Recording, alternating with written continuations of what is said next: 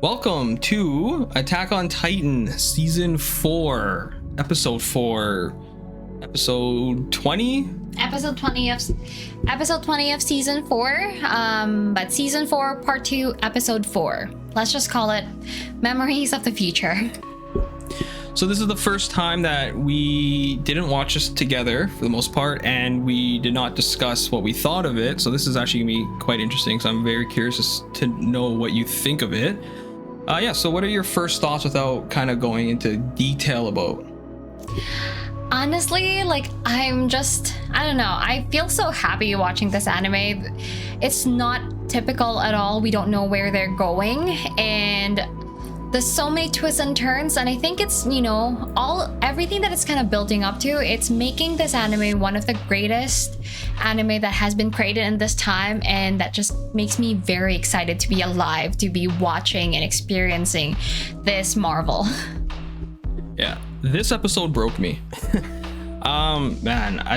was such a good episode, and what was so great about this particular episode is that it's all exposition, it's all dialogue, and I think this is what this part of the season needed, because the first 3 episodes, action-packed, this one was very silent, very calm, but that calmness was actually, to me, like a storm, because what was revealed, all the truths that was exposed in the end, I'm like, I don't know where this is going to, but I'm kind of fearful on where it's going to. And how they portrayed certain characters, I'm not 100% on board with it yet, but I mean, again, it's Attack on Titan. I trust them, and nothing's ever black and white with this show. I like to start with the past memories of this season, because for this episode, because we see Zeke trying to get, trying to save his little brother by showing him the past of how Grisha actually is. But then it's just ironic for me, his whole action. It's ironic first that he's trying to save his little brother, but then at the end of the episode, you see him being the one broken down. And then I just love that, he's trying to make Eren see how Grisha truly is, but he's the one seeing that Grisha actually has changed. And he's the one kind of seeing, this is the father that he's always wanted for so long. So basically, Zeke has daddy issues. Yeah, basically. Yeah. So yeah, there's so much to talk about with this one. The first thing I want to talk about is Grisha as a father. Zeke's idea of Grisha, it's very jaded, it's very dark, it's very negative. And as this episode progresses and you see certain key moments in Grisha's life, Zeke's eyes start to open up again, because what we need to realize is that they're not really in the memory of Grisha, right? They are walking in the memory of the Attack Titans memory, right? So Zeke wasn't aware of what was going to happen. All of this is new to him, because he thought that Grisha was a monster, and in the end, I guess we kind of find out how much Grisha has grown as a father, as a man, and as a human being, compared to when we first are introduced to him in season 3, when you see him with his original family. He thought that, he was a monster because he just basically thought that he would raise Eren, that Grisha would raise Eren same as Zeke. So he thought that this way he would be able to save his brother, but of course he's wrong. Yeah, so you see, how Grisha as a father, how he's changed from Eren to Zeke. So how he was raising Zeke in the beginning, he was pushing Zeke to join the army, to join the army. And then you kind of see how he is with Eren, that he's not pushing Eren to join a cause or to join the army. He just wants Eren to, be he still wants Eren to be curious of the world, and he's more nurturing towards Eren and his family. Yeah. And I just love that in the beginning of this episode, we think that, Zeke has the upper hand. Like, okay, I have all the time in the world. Let's just go through all this, because after that, like, he'll have time to just, do the euthanization plan. But then at the end, it's actually Zeke's fault that he brought Eren there, because Eren was able to manipulate the past with his Attack Titan's power. Yeah, so that's kind of one of the biggest things that we are told in this episode, that the power of the Attack Titan can see the past, the present, and the future memories of anyone that will become the Attack Titan, right? So to me that was huge. So that is why, actually, to kind of go back to that, so do you remember in season 3, I think it was like the basement episode or the one after that, Kruger, when he's talking with Zeke, he says, something along the line. Not Zeke. Oh yeah. Grisha. Yeah, sorry. When Kruger's talking to Grisha at the very end, he's saying, that is why he told him, you have to save Mikasa, Armin, and everyone. And at the time, I didn't know, like, nobody knew what that meant. And even Grisha's like, who are Zeke? Or I mean, who is Armin? Who is Mikasa? And now we know why, because Kruger was looking at the memories of Eren and of the other Attack Titan, I guess. Okay, I don't think he's looking in the memories. Okay, I do understand the whole thing that is that was presented to us in this episode was that they can look at each other's memories. But when he was like, when Grisha asked Kruger, like, who are they? Even Kruger didn't know. So I think is that it's Eren's will. Eren's will to, like, protect Mikasa, protect Armin. That is what is being, like, that is what Kruger is feeling. That's why he knows about Armin. That's why he knows Mikasa's name. He knows their name because it's Eren's will that he wants to protect those two and everyone else in the people inside the walls. So now let's talk about Eren, our main boy. Yeah, so man, there's a lot to talk about with Eren, but first thing I kind of want to talk about is how Zeke and Eren's mentality is the complete opposite. So when we are first introduced to Zeke as a child, we see that Zeke is content on staying inside of the internment camp if it just means staying alive, while you see in a complete opposite, Eren just wants to be free, and he doesn't want anyone to ever take away his freedom. So if that means if it comes down to his freedom or your freedom, he'll always choose his freedom. I know, and we already seen like, so many foreshadowing about Eren's craziness, like batshit craziness. In the very beginning, we always see him getting into fights, and then we see him how he killed all those bandits that kidnapped Mikasa. It's just like a lot of foreshadowing already of the things that that is finally unfolding, that Eren is just crazy. Yeah, so let's there's a few key moments that I want to touch on with this episode. So again, we know that each character that has the Attack Titan trait, they can see inside of each other's memories. And a really cool scene was when Grisha is in the basement, mm-hmm. and he's writing in his book and everything like that, right? And then he kind of falls asleep a bit, and he has a picture of himself, his first wife, and Zeke as a boy, right? And you see Eren looking at that picture, and then all of a sudden Grisha kind of like wakes up, and he's like, he apologizes to Zeke, and then even Zeke was kind of confused, like, what is happening right now? Like, why are you apologizing, right? And then again, we are told that, like, he can see inside of the memories of Eren or of all the other Attack Titans, and at that time Eren was the one that was looking at that, mm-hmm. and his mind or his memory was connected with Grisha. I know, and then you also see how, like, when Eren looked at Zeke, Grisha also says, like, no, that, like, that bearded man can't be Zeke. So, like, you see, like in Eren's eyes when he looks at the photo, like, Grisha talked about Zeke when he was little, and then when he looked at Zeke directly, you see Grisha, like, talking to the Zeke, in the future.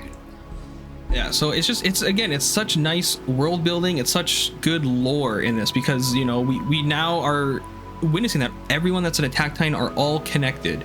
And we see that Eren is using that to his advantage to manipulate everybody around him. Yeah, and I really love the lore in this. It's because, like, everything makes sense. Everything just kind of really meshed together, and they did, like, a lot of foreshadowing. Like, they did a lot of building up in the very beginning, and now it's all just coming to fruition. And I just love that everything kind of makes sense now. How Eren knew everything about this 4 years ago. How when he kissed, like, Historia's hand and he had that face. And, like, and so since from that moment onwards, like, he knew that everything that was gonna happen at this moment. And I just love that because we are learning about the lore about the Titans, learning about the powers of the the 9 founding Titans. I just love that. Yeah, so again, to kind of go back to that, when he kissed Historia's hand, not only did he see the events of that took place when Grisha, killed the founding Titan and stole her power at the time, I honestly think he also saw the rumbling. I think he saw, like, in the intro, you see all of the colossal Titans roam around. I think he also saw that, and I think he knows that he's gonna be the cause of that. I know for sure, and I think and I think he really believes that is the way to save the people inside the walls. Yeah, so my main thing I want to talk about here is how they're portraying Zeke and how they're portraying the character of Eren, because they are painting Eren in the villainous role, and I'm not on board with that, like, at all. Like, when I was watching this episode, I was just waiting for a moment to occur when I'm saying, okay, maybe this is all part of Eren's plan. We get to the scene where Grisha is in that place with the founding Titan and with all of the other people, and we see, originally we saw this through the point of view of Eren, seeing it through the eyes of Grisha. And we are made to believe that it was Grisha that acted on his own will to kill them all and steal the power, and that included kill all the children. No, what actually it was Eren that manipulated it and convinced Grisha to get up and kill them all. I know, and I love the parallel in this. This is just my understanding, okay? And I could be completely wrong of how I'm how depicting the scene, because for me it's like a parallel. Like, you see Frida when Grisha was talking to him, and then the first king's, like, a soul, like, took over and saying that, the Eldians in the walls, the Eldians in general, just have to accept their sins. But then you see Eren, like, when Grisha was hesitating, Eren was the one manipulating Grisha. So for me, it's like a parallel, that the first king had his own ideals of renouncing war, and then the whole Attack Titan, even Kruger, who's like memory about Armin and Mikasa, that they need to be saved, and then Grisha, who is, like, being manipulated by Eren, that you have to do this. They killed your sister. Think of your sister who was killed by the dogs. Like, think of your wife who was eaten by a Titan. Like, Eren was the one manipulating the Attack Titans to act the way they do. And then, like, and the first king is also, like, manipulating or, like, really forcing his ideals to all the royal blood who inherits the founding Titan, that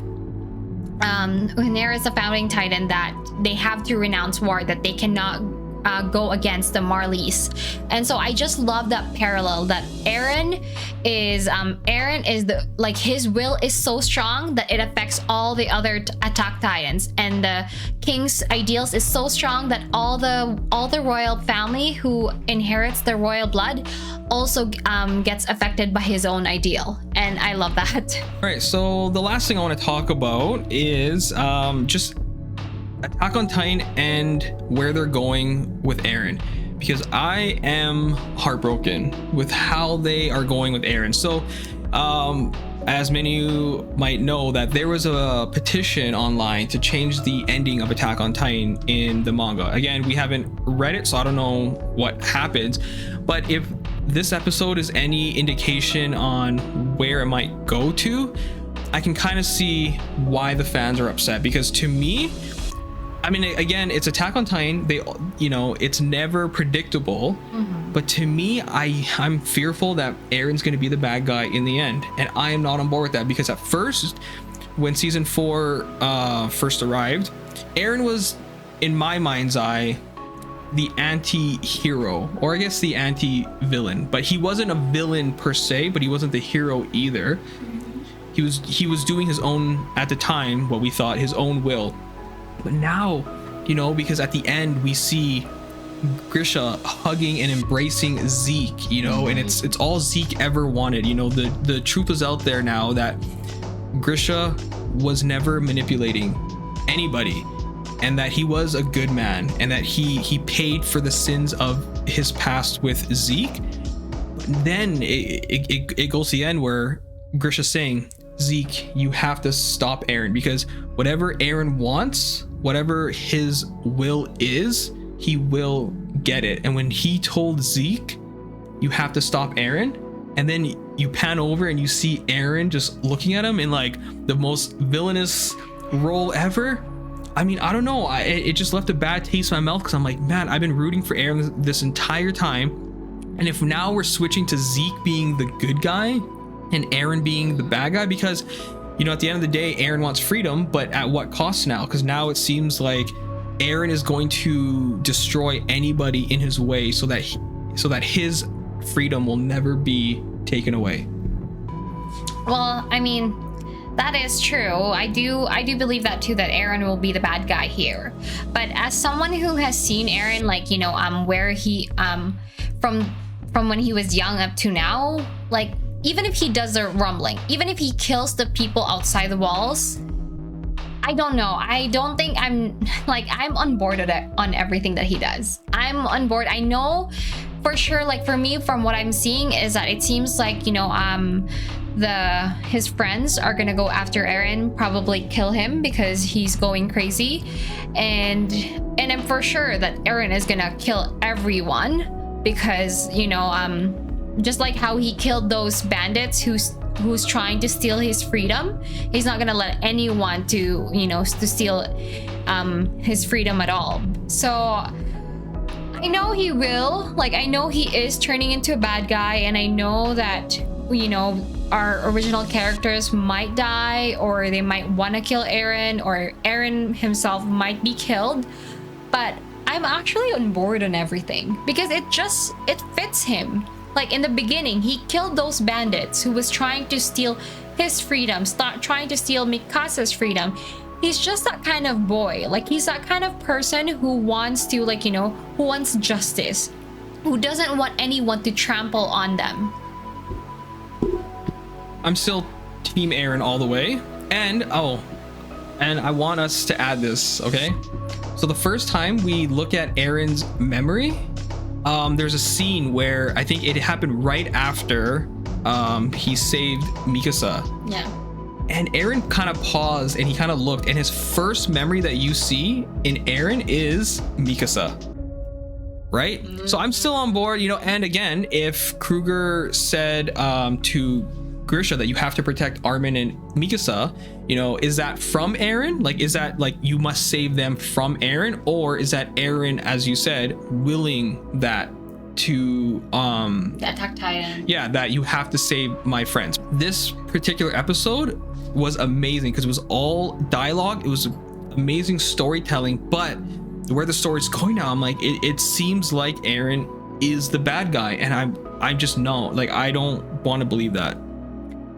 Me too. I'm just very enthralled. Like, we don't see the Titans fighting each other, but still, like, the story, like everything that we're finding out, it's like, it's very exciting. Like, we thought that, you know, it was Zeke who has the upper hand, but now it's like, no, it's Eren who wanted him there. Like, it's Eren who wanted him to think that, oh, you got the upper hand now, but no.